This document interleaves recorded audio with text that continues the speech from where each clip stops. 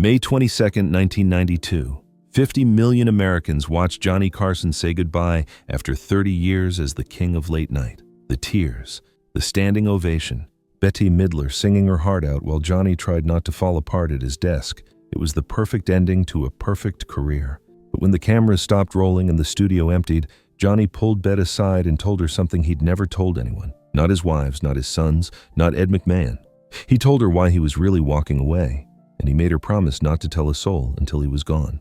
25 years later, when Bette finally revealed what Johnny said in that empty dressing room, America understood. The man who made us laugh every night had been drowning in a role he couldn't escape, and his final act wasn't retirement. It was survival. The energy inside NBC's Studio One that Friday night was unlike anything the crew had ever felt. Electric but suffocating, joyful but unbearably sad. Everyone knew what this was, the end of an era. Johnny Carson had been America's nighttime companion for 30 years, 441 episodes, countless cultural moments. He'd interviewed every president since Nixon, made stars out of unknowns, and turned late-night television into an art form.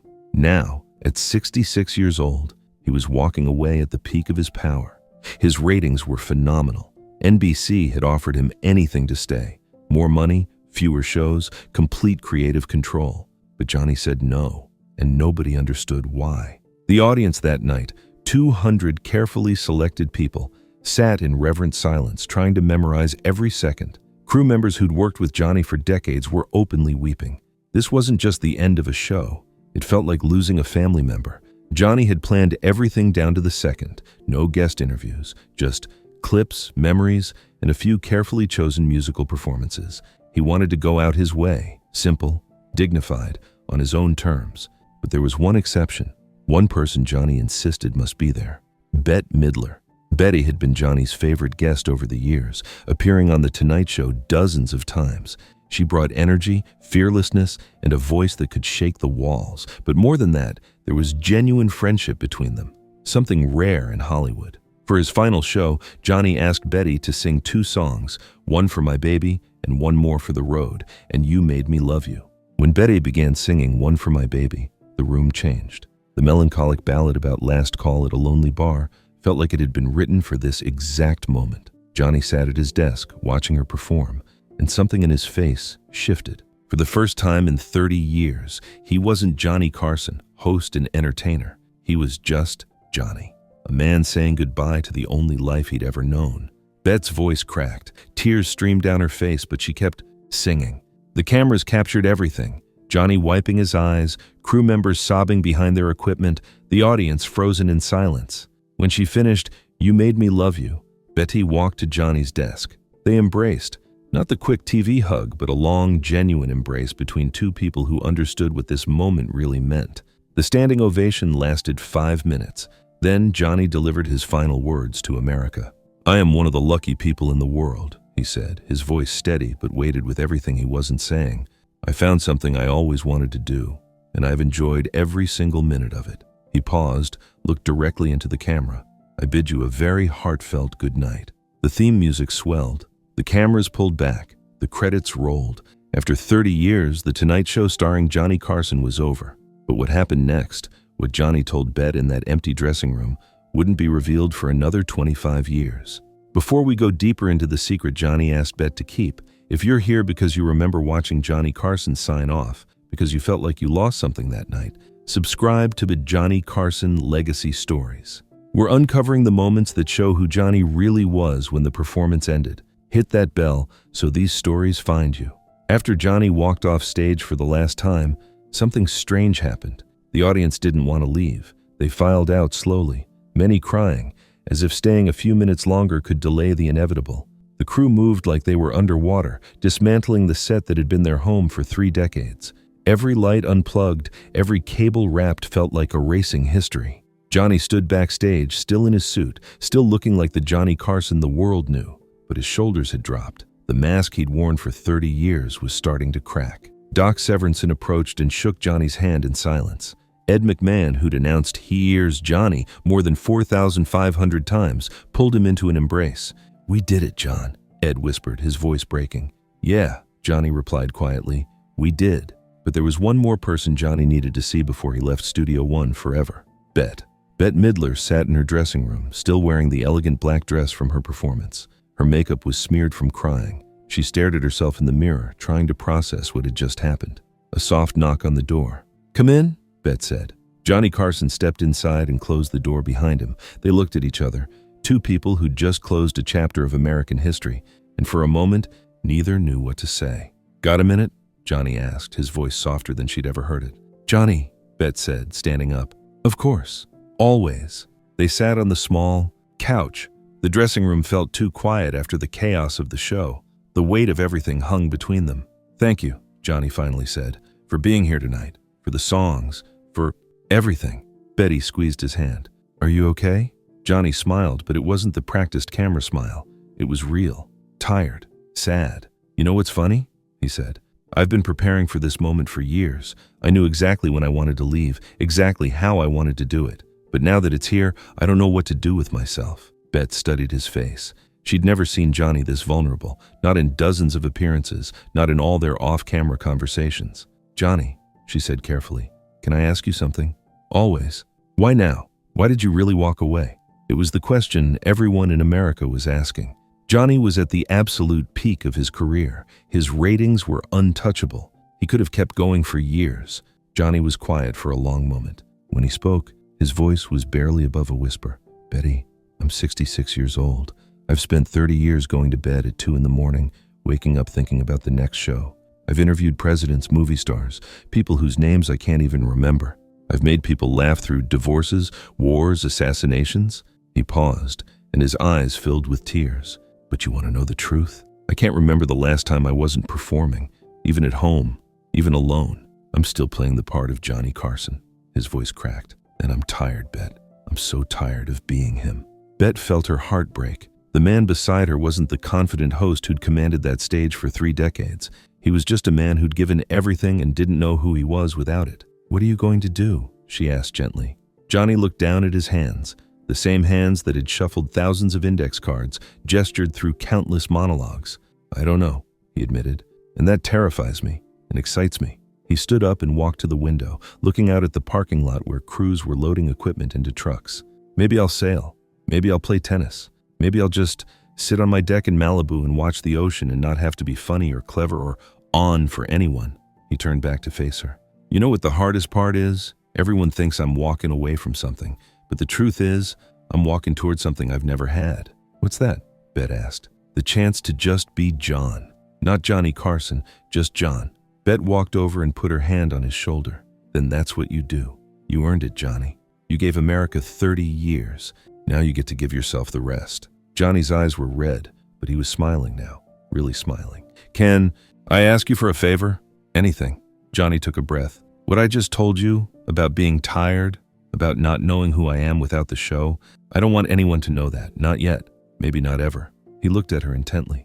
"The world sees Johnny Carson as confident, successful, in control. Maybe that's how it should stay."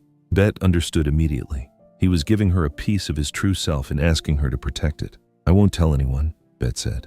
"Not while you're alive." She paused. "But Johnny, someday people should know. They should know that even the strongest people get tired. That truth helps people." Johnny nodded slowly. "Someday, but not now." "Not now," Bette agreed. They hugged again, longer this time. The kind of embrace that says everything words can't. "I should go," Johnny said, his voice stronger now. "Alexis is waiting." They walked to the stage door together. The studio was nearly empty. A few crew members kept a respectful distance. Johnny paused at the door and turned to Bette one last time. "Thank you for understanding. Thank you for keeping my secret." "It's not a secret, Johnny," Bette replied softly. "It's just the truth, and I'll hold on to it until the world is ready." Johnny kissed her cheek, then pushed open the door and walked into the California night.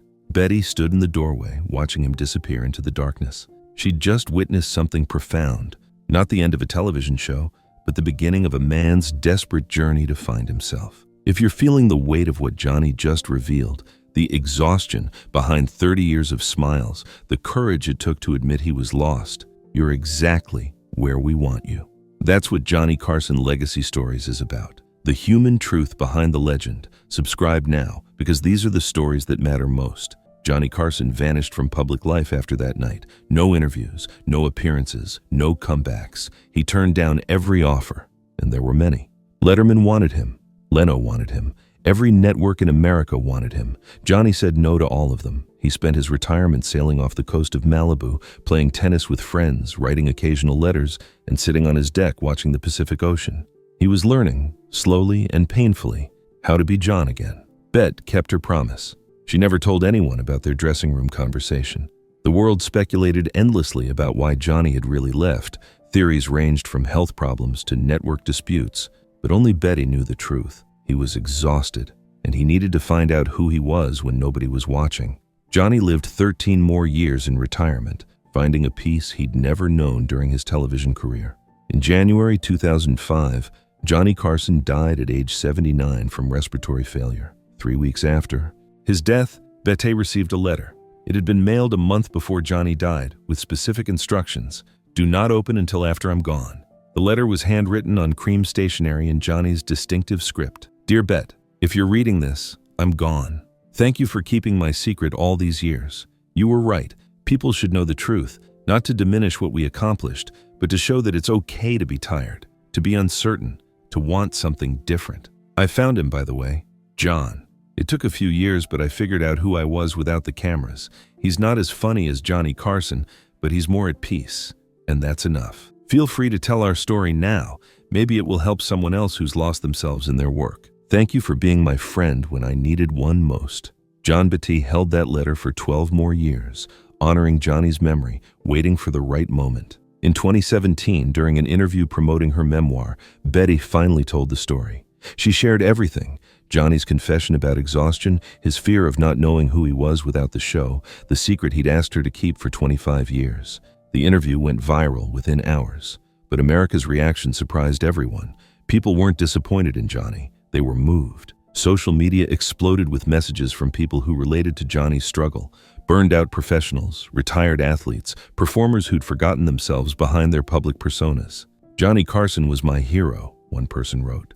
But knowing he struggled makes him even more heroic. He found the courage to walk away and find himself. The revelation fundamentally changed how people viewed not just Johnny Carson, but success itself. It sparked national conversations about burnout, about the cost of fame, about the importance of identity outside our work. David Letterman, who'd been mentored by Johnny and inherited late-night television from him, spoke publicly about the revelation.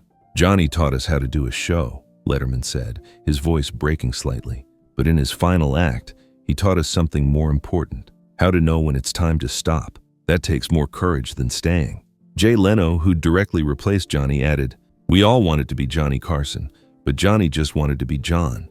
That's the lesson I wish I'd understood sooner." Here's what Johnny Carson's final confession to Bette Midler really teaches us: we are not our jobs. For 30 years, Johnny was defined entirely by what he did. He was The Tonight Show. He was late-night television.